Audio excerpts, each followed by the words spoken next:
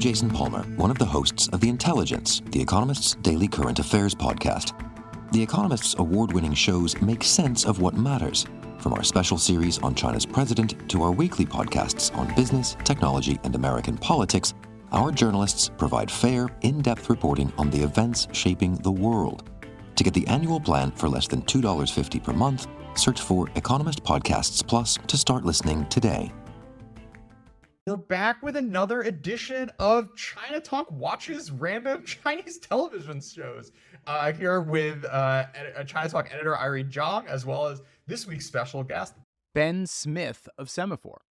Whose recent book is Traffic, Genius, Rivalry, and Delusion in the Billion-Dollar Race to Go Viral. We picked a few sort of like journalism-adjacent Chinese shows to somewhat stay on this theme. But we're going to be starting with Cop Show.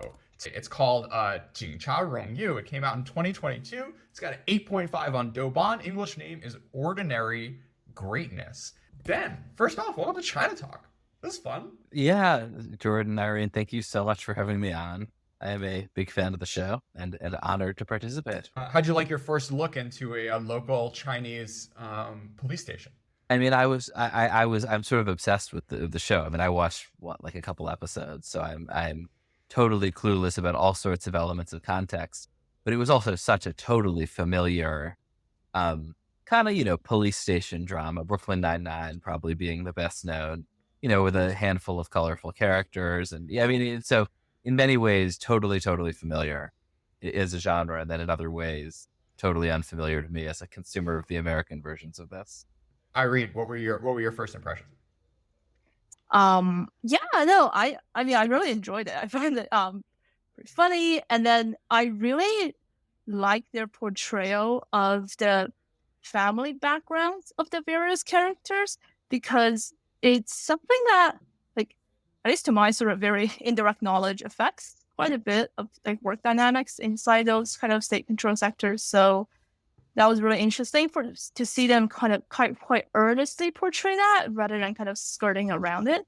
So I should do explain this, but so basically the pilot involves them having 4 new hires who come to the police station. It's like a random like small city police station, so it's struggling with staffing and whatnot. And then you had I think one person who's from like Beida, like Peking University, so he's automatically everyone's like, whoa, he's a PhD.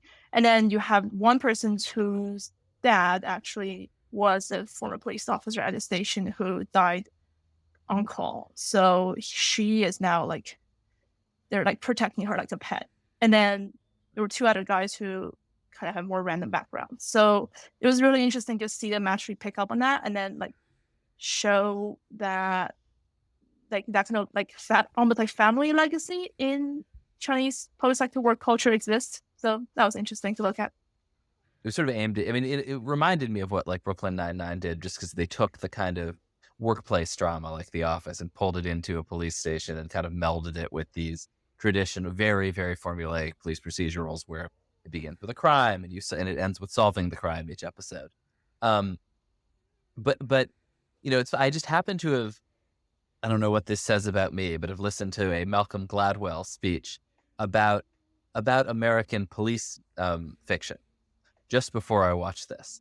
And Gladwell's whole thesis is that there's these various kinds of police fiction, but all of them are tearing at the fabric of American society because they're all fundamentally about the inner story of the police officer and the way in which crime transforms the hero and about the hero's arc. And none of them are about the social legitimacy of the police station.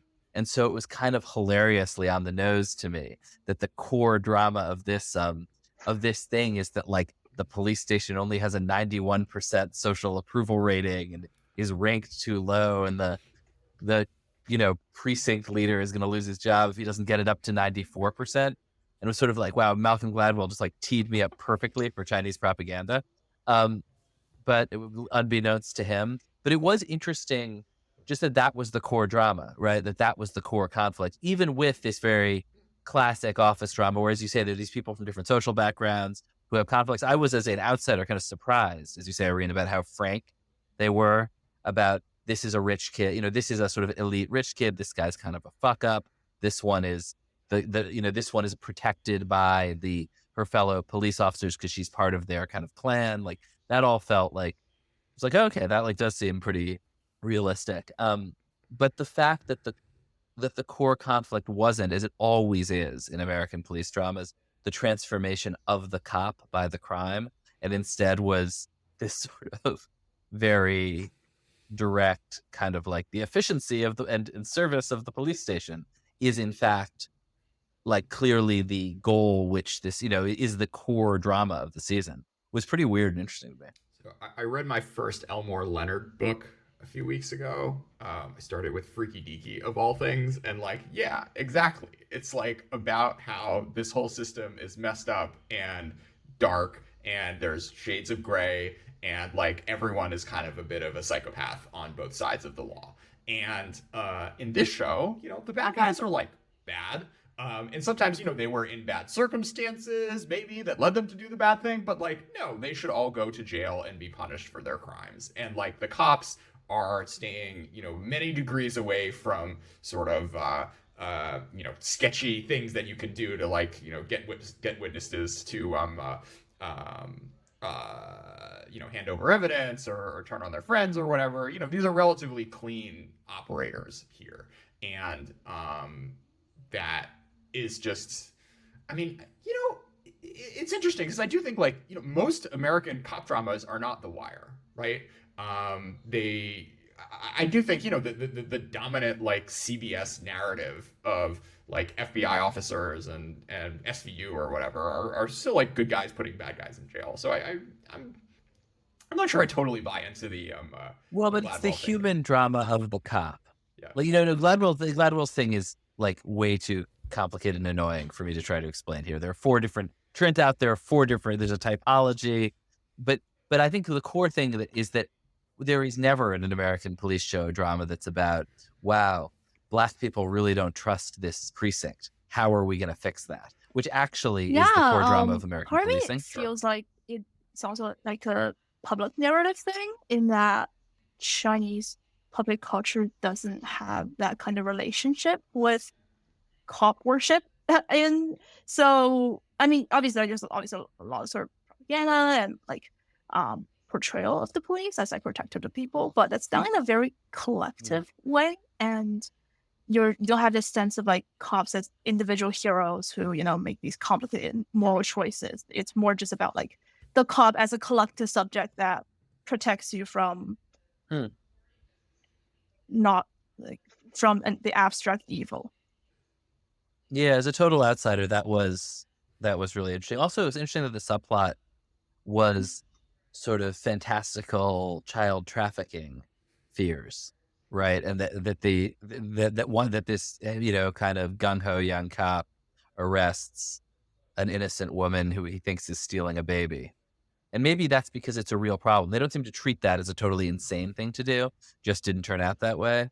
But I wasn't sure. Is that a big problem, stealing babies? Because here it is like not such a major problem, but is currently like real. It's obviously something you can make movies about, and right now is having a real moment in American culture. No, totally. Not to say it's not a problem. Bad, terrible thing to do. Please do not do that. Yeah, it's just a sort of massive kind of societal concern in China. Like it's a really big problem and a big part of public consciousness in terms of like crimes against children. You have a lot of trafficking of women and young girls, especially in less privileged areas. And so, like for myself, even like growing up, like you're like your parents talk to you about being grabbed by strangers in the train station. So it's just like the sort of like big crime that people are afraid of. So yeah, I think that's something that like doesn't feel fantastical to a Chinese audience at all, really. Yeah, this is like developed versus developing country thing. Like there's like higher ROI on stealing other things besides human beings in America, which is just not the case in large parts of China, which is tragic. But like, there are often, this is a big fear of like being trafficked into like Myanmar or Thailand and like Cambodia, like becoming a sex slave. The kid stuff is a little different.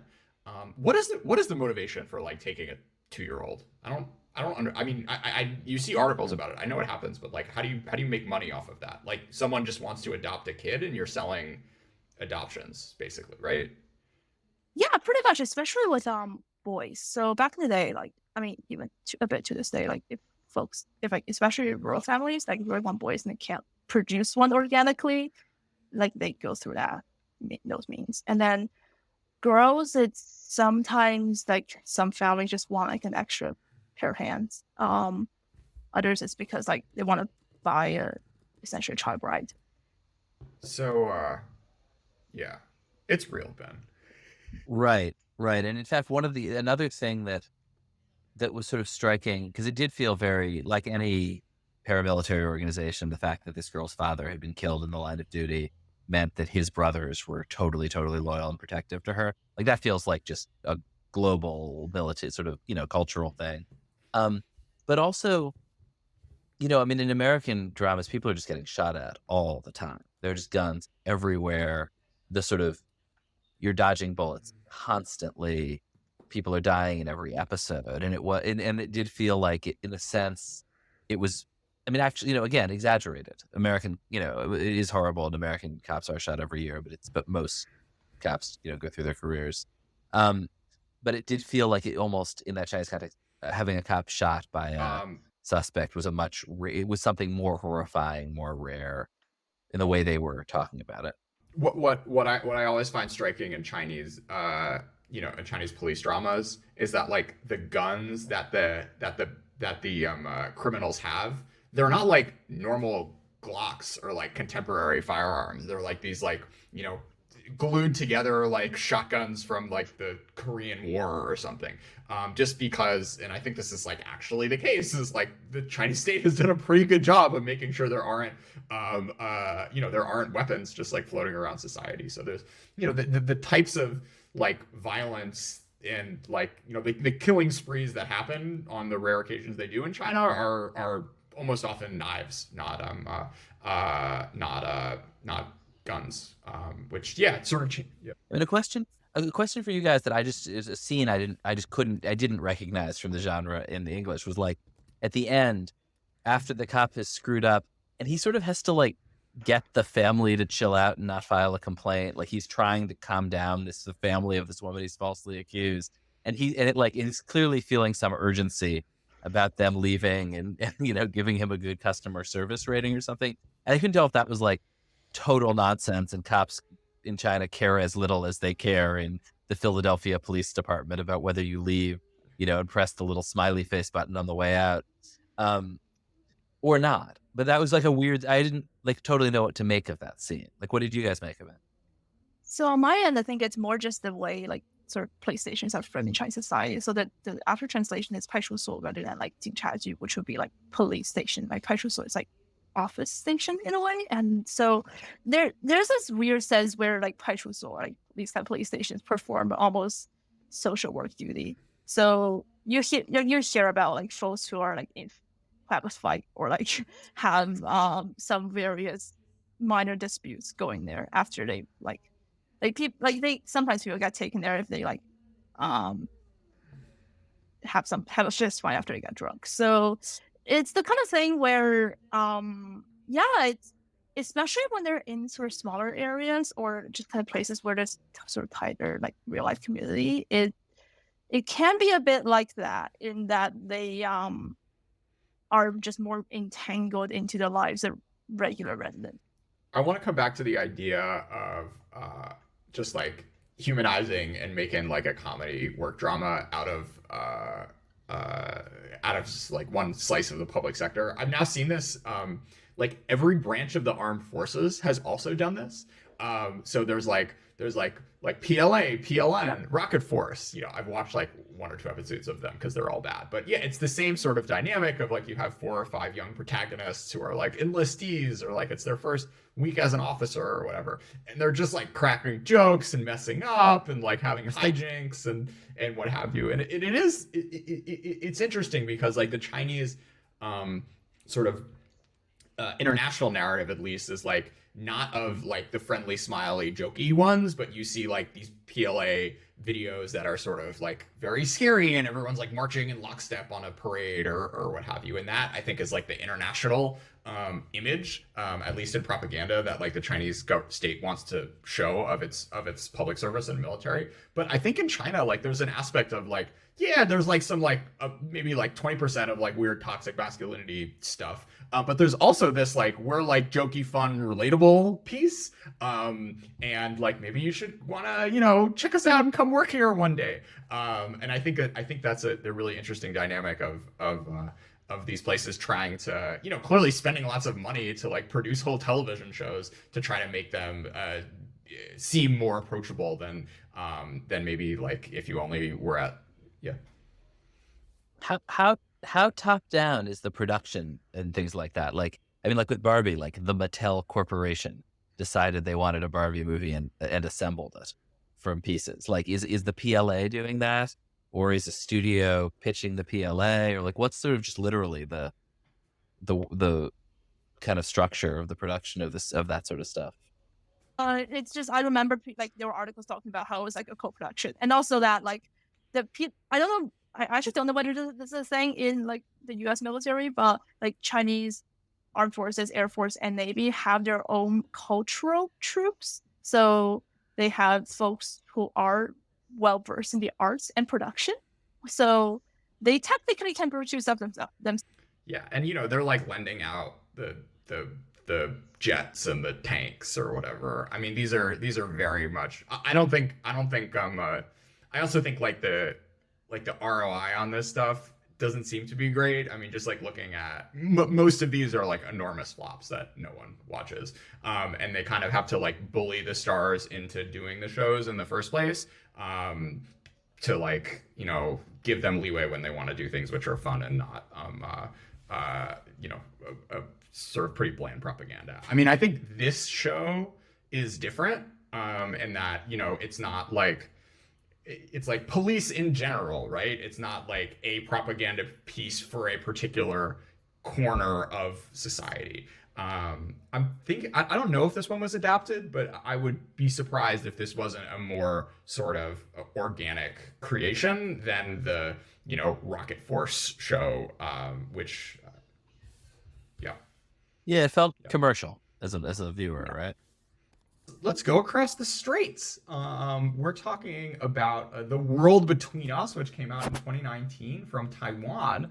It's available on like Apple TV and Max and Hulu. At the And app it is a sort of another sort of police procedural / with more focus on journalism, actually, about a sort of like entangled murder and like the coverage of the case. So maybe I can try to summarize it because I don't understand it at all. This one felt both like kind of avant-garde in a way that I was like, I found it like kind of disturbing and well made, but also unrecognizable in terms of what was going on. Because the you know, the core issue is that there's been a school shooting and the characters are in various ways related to it, either investigating it or related to victims or related to the shooter who is about to be executed. And our hero is his lawyer who is trying to prevent him from being executed.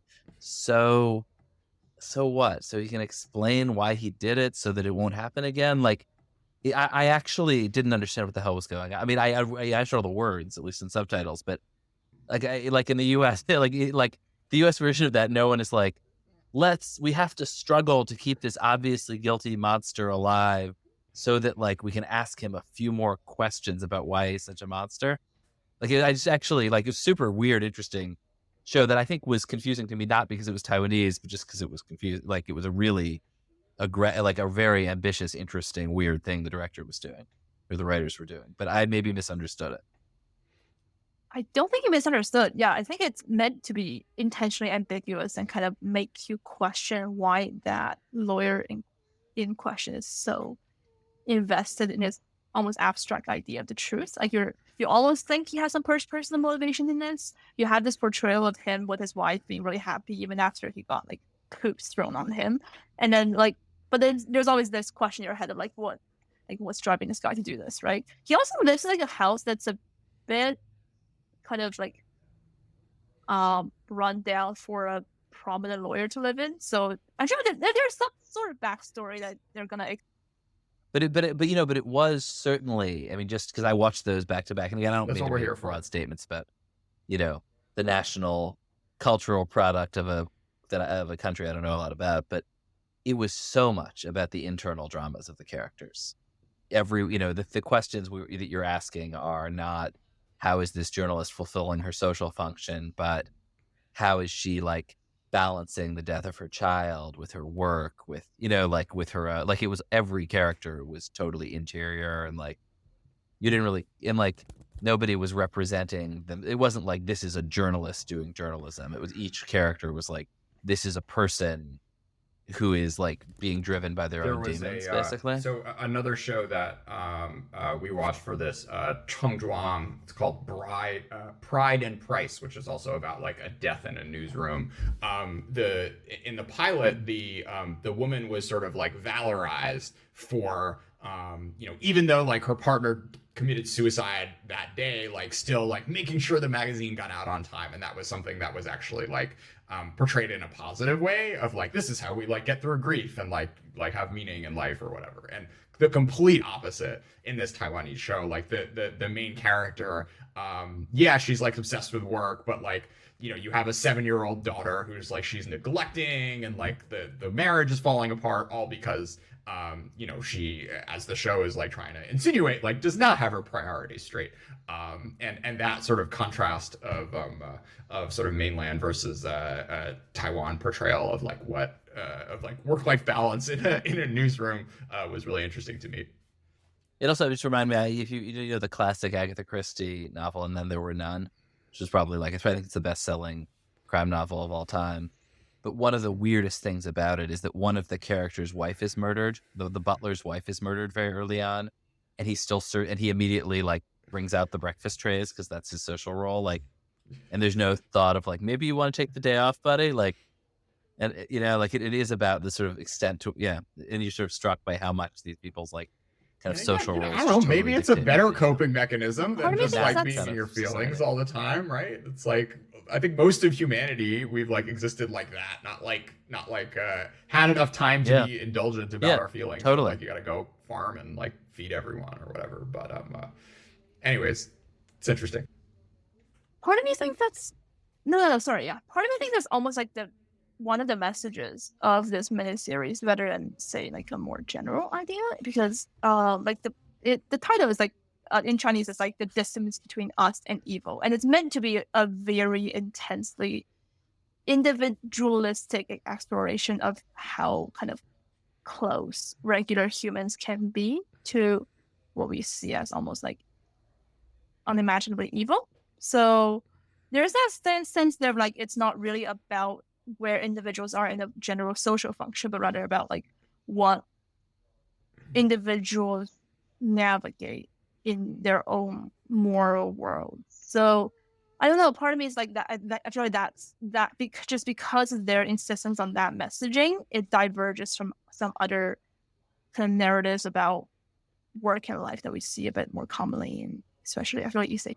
Let's talk a little bit about the Taiwanese news environment, which we got a little sort of peek into over this show. So, Taiwan, not China, it has like 7 or 8 like 24/7 news channels, all of which kind of like are taking slightly different tacks, but it is like a very much a sort of like race to the bottom when it comes to coverage for the most part. And I think that this whole story and like the plot line of in the pilot of there being this bombing which turned out to be fake news, but they were sort of stressed out that they weren't covering it in time and everyone was yelling and screaming at each other, I think is like very much broadly representative of sort of how I don't know, like how much of a feeding frenzy the Taiwanese news ecosystem is. Oh yeah, just totally familiar from a competitive, open, free media environment where there's somebody, your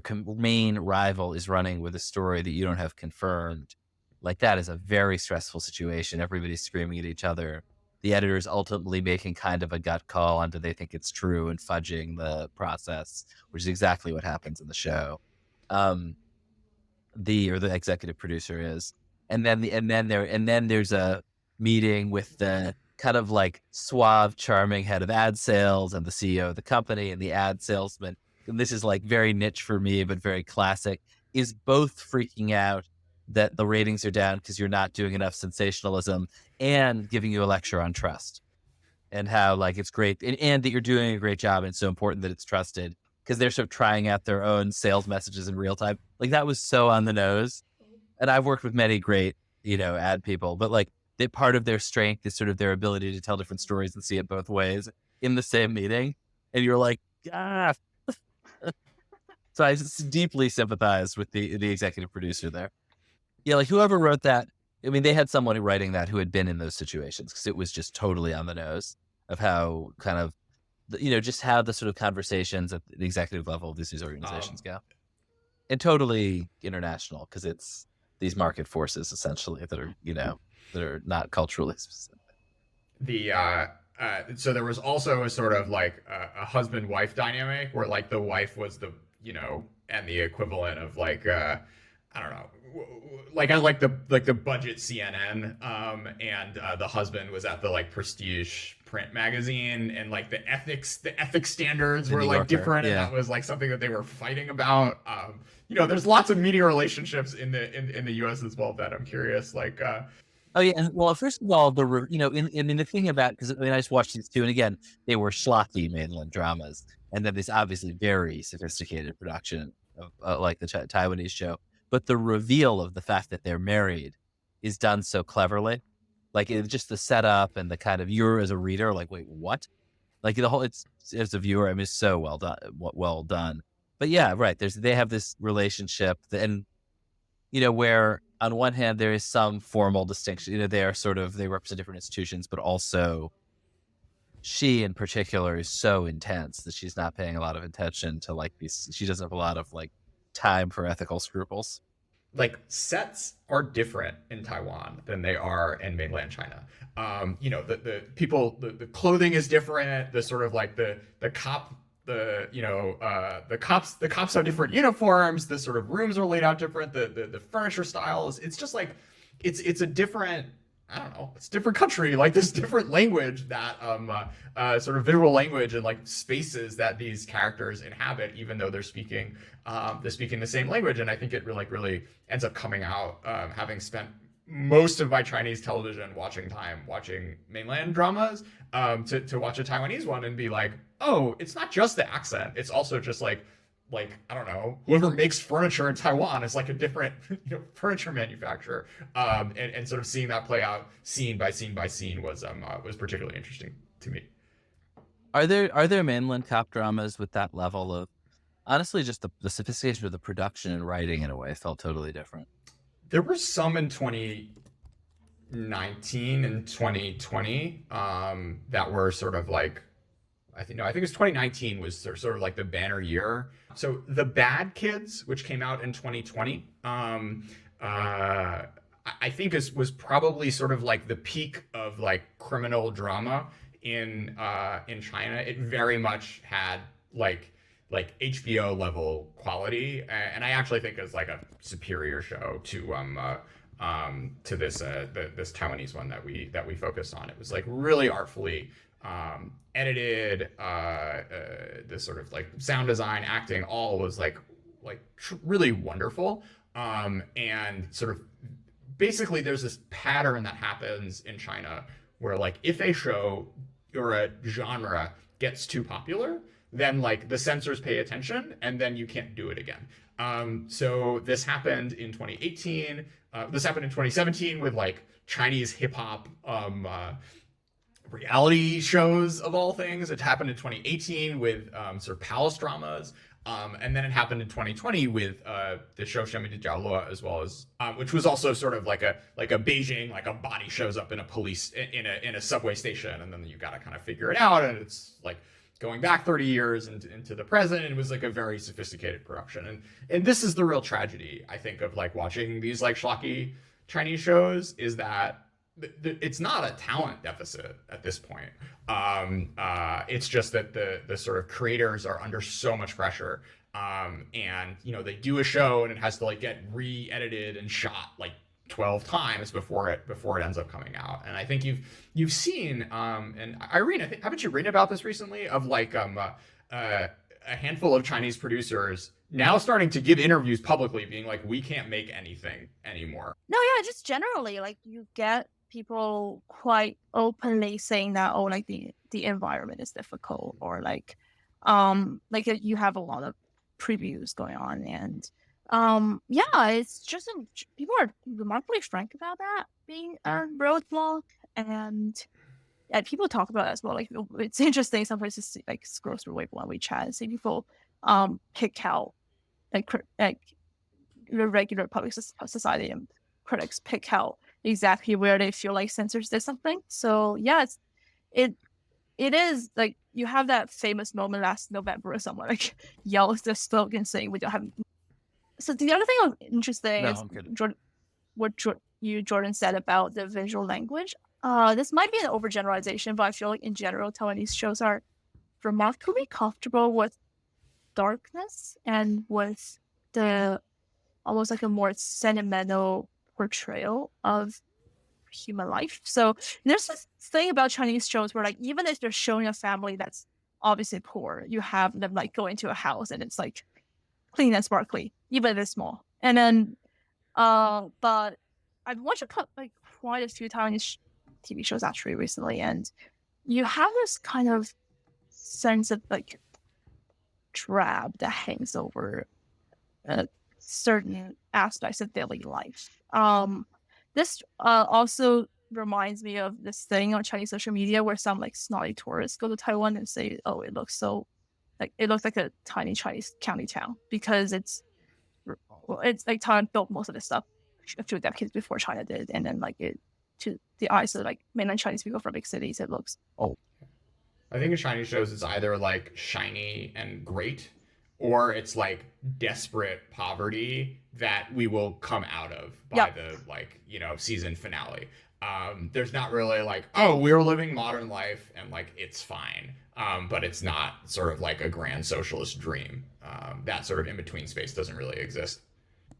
All right, so let's close on the most absurd show we watched, Zhao Liang Ni, or A Date with the Future, in which a firefighter falls in love with a journalist. Ben, what was your take? Okay, so I loved it. I love like sentimental garbage. And yeah, again, very, very familiar in a lot of ways, right? Like, I mean, including like, just sort of age old, like people are fall in love and are separated and reunited years later. There's obviously this. I mean, it was most interesting to me sort of professionally was the kind of ambivalence about journalism. I mean, there's this sort of the journalist, is films this fire, and then her production is distorted to make it look like the firefighters were slow to the scene, when in fact they were being careful to avoid live electrical wires and were in fact extremely heroic and attractive. And spraying each other. Just sidebar here. There's a scene where this firefighter just like hoses down all his guys with this like huge hose, spraying white foam over all these handsome men. And I think there's not the slightest homoerotic undercurrent to it, where, there's no world in the US or Europe where that isn't just basically a gay sex scene. So that struck me. But but there's this sort of ambivalence about the journalism, and her work is immediately distorted by social media, the presence of kind of social media mobs and social media getting the wrong idea about these brave government workers is like this constant threat. The journalist is sort of essentially being held accountable for the fact that a section of that basically there were people in the crowd saying, why haven't the firefighters gone in faster? They film those people. They explain why the broadcast itself is totally fair and honorable and, supportive of the people's firefighting, whatever. But some social media just clips that part out. And And the firefighters are furious at the journalists, and the journalists are having meetings about how they did this thing wrong because somebody took part of their story out of context to suggest that the government was not doing a perfect job. That was totally fascinating to me, that whole narrative. Yeah, it's Very definitely nice. kind of not the way you would tell that. Oh, just to finish the thought, it reminded me of the cop show, just in that just wouldn't be a storyline. Like in a U.S. or European show about journalism and covering a government agency, that the journalists being held accountable for some distortion of their work on social, like there was a sense of like, well, the journalists have a responsibility that the portrayal of the government is positive and fair, and that's like the central conflict in the thing, and like that just wasn't, you just never see. That's just not. I didn't. People don't feel that responsibility. So a while ago, I was scrolling on Weibo, like Chinese Twitter, because one executive at a big media company was sacked by the disciplinary committee, and people were talking about it, and that I think reminds me a lot of what you were talking about, Ben, about that almost very Chinese understanding of media's relationship with society as inherently dutiful and protective of it. So there were a lot of people criticizing this media executive for like supposedly fostering like liberal ideas among his papers, and this his critics were not necessarily always coming at it from a purely ideological point of view, but rather saying that like in pointing out like amplifying some flaws with the public sector, with society and whatnot, they were kind of creating unnecessary conflict. They were distracting people from what mattered. They were, in general, like working against the grain of society by reporting what they thought was important, I guess. And yeah, there's this, like in general, it's just this very different sense of what media is supposed to do. You have this expectation that it be an actively contributive part of a better society inside. Right. And also like the journalists are just sort of portrayed, like you just portrayed as idiots. Like the first thing the star reporter does is like run into the middle of a accident scene and waste everybody's time, and some firefighter has to drag her back out, and it's just like, they're idiots. They're like they're obviously like the lowest form of society, and in a way that sometimes you'll see kind of TMZ type reporters portrayed in American dramas. But there's just no sense that this is like a really honorable profession that has its own social logic, as opposed to like it's supposed to be serving the broader cause and like constantly screwing it up is sort of how you. Oh yes. So the biggest Chinese influencer this summer is the man named Zhang Xuefeng, who he started a couple of years ago, I think. I'm actually not 100% sure about his old lore, but he was a tutor who helped people take the postgraduate exam, and then he started live streaming and got extremely popular on a couple platforms. And this summer, he mostly just did a lot of content about helping kids pick good college majors that are employable because the job market sucks. And his biggest controversy was saying that like journalism majors are terrible. Like absolutely no one should ever study media because it's just like there is no future in it, and you don't have an advantage when you go for civil service. You don't have great options for postgraduate education. It's just in general sucks. And then that was really controversial because some people were like, no, journalism is actually really important for society, and other people are like, he's just saying the truth. Like his main thing is helping kids from especially like less resourceful backgrounds to pick employable college majors, because that's a big concern in like Chinese education, because you have this thing where kids like grind 12 years to take the Gaokao, and then once they have the score, they have no idea what careers are available, except for like getting to best school, and then like what do you do with that? And then your parents, especially if they're blue collar or like they literally did not go through an era of the economy where you had to pick a job, like they have no idea how to help you with that.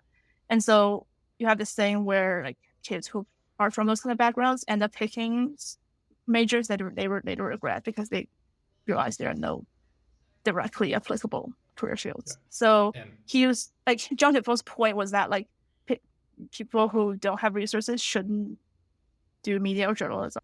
I mean, that's funny because there's an exactly parallel conversation here about, the debt people run up to get into journalism where there are no jobs. I mean, as a pure economic matter, there's a big backlash to Columbia Journalism School in particular, and American, the higher journalism education, in the sense of like, what are you, you're not going to pay back your loans this way. I don't think anybody should major in I also don't think anybody should major in journalism, and totally agree with your friend and hope he can translate his work into English so that it can be more widely distributed. But the sort of the strain, which was interesting. I mean, look at Jordan. He could have majored in journalism. What a waste of time that would have been. Yeah, I never even thought about it. It seems really stupid from the get-go. Right. The interesting thing though is in the West, no one is like we need America. Well, there's a little bit of it, right? It's like a small whisper of state and local reporters are like good for society, and like ProPublica is doing God's work or what have you. But that's not applicable to Semafor or the New York Times, really. Well, I mean, I think there's the sort of logic of the fourth estate, right? And like that part of a well-functioning democracy is a demented and ravenous mob of journalists is not like, it's complicated. It's not that each of these journalists should feel a social responsibility. It's much more sort of invisible hand, free market, like it's a creative destruction, like that at some level having all these sociopaths out there lighting stuff on fire keeps everybody honest. And I actually find the sort of, and that's an exaggeration. That's obviously not actually how I think about myself and my team. And most journalists are pretty responsible, but there is I think a deep belief that in a free society, you ought to know the truth, the actual unvarnished and often disruptive truth about what powerful people are doing, even if that makes them really unhappy, even if that bleeds into stuff that about their personal lives on the covers of tabloids, that's pretty loathsome and makes you feel bad to see. That for the government to come in and crack down on it would be the beginning of a slippery slope. And so there is this it's very post Watergate, right? I mean, you read stories about James Reston, walking Marilyn Monroe into the White House in the JFK administration. And I think the norms were very different in America before the 1970s with this sort of thing. And they'd gone. Yeah, and I mean that was because he was the pet. The press was more diverse. I think we're headed back into a moment when there will be influencers who walk whoever Donald Trump is dating in his second term into the White House and do not see their roles exposing that. And we're probably headed back to a moment when the journalism is more fragmented. But I guess I just mean that that there's I think in free societies an idea that it's just going to be adversarial to power, and that comes with all sorts of messiness. And that power will constantly be trying to destroy it, as Elon Musk is. And that's like a totally natural dynamic. And there's just no world where the White House is going to end up being friendly with the White House press corps. And there's something wrong if it is. But also then you sort of don't get the MSNBC crowd saying thank you for what you do all the time, because sometimes what you do is really like writing about Hunter Biden and they would prefer you not. And journalists don't think that much about the consequences of their actions and sort of aren't supposed to, in a way that can be a little disturbing. I mean, it's not like you can't. I mean, I think it's actually probably easier to explain the Chinese perspective of, well, it's a constructive part of society to your average person than the American perspective of no, writing about Elon Musk's weird personal life is actually a really important social function. Yeah, I think that's on the nose here, is that Chinese expectations for journalism is very by system, by design, it's not meant to be adversarial to power, and so socially that is almost discouraged. People see disruptive journalism as suspect. Yeah, it's the party's job to find the corruption, not journalists. And this was different, right, in 2008, 2009, 2010. And I think there was more openness from different leaders in recent Chinese history to having the press serve as like some kind of cleansing function. But Xi has been, I think, late Hu, and then Xi in particular have been very clear that, and they have like journalism days, like journalism appreciation days, where like every year Xi gives a speech saying like basically this, which is that, you serve an important social function, and you need to like make sure there's like positive energy in society and not just focus on bad things. Yeah, but like watching these two schlocky shows that we discussed, one about a police department and one about, the sort of fire rescue department, like there is no role for journalism because these guys are so great and they're just doing such a great job and they're so incorruptible and they're so loyal and they're so totally focused on serving the people of China that like, why would journalists appear? They immediately get in the way because all they should be doing is documenting what a fabulous job these government workers are doing. And like, I mean, it just seems like that's obviously when you're working from that assumption, it does immediately follow that the journalists should get out of the way. I think in Chinese TV, I think the way it works nowadays is you can show government not being excellent as long as it's like before 2010. But like once you start to get into the present, you're very constrained in how you can portray public officials. So sometimes shows, they have like two timelines, or like they go back and forth, and that's how they try to like make stuff contemporary, but still have some like nuance in it. But it is a real creative constraint. The other part of it is, this is like a minor thing, but you almost can't make them seem too perfect either. There's increasingly, I think, a more critical audience expectation that you be more realistic about the characters if they're in the public service, because I mean, like, it's just real, right? Like most Chinese people know folks who work in the public sector. If they don't themselves, they know it's not perfect. They know it's full of humans doing various things. And yeah, you have this very interesting tension where they're trying to make that reflect real life whilst also stepping on that line of you can do human things without doing bad.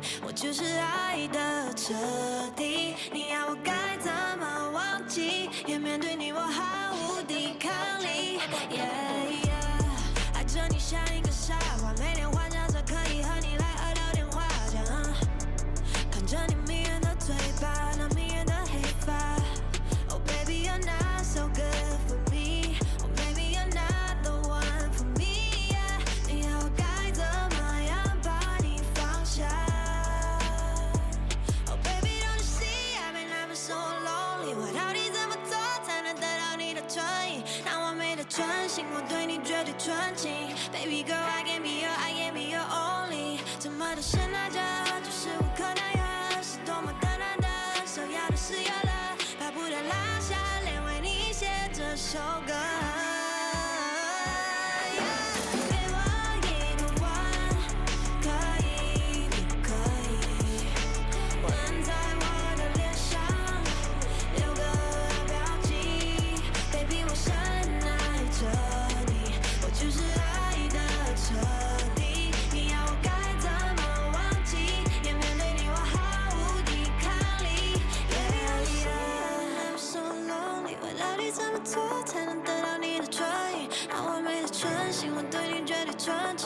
Baby girl, I can be your only. 怎么的现在这就是无可奈何，是多么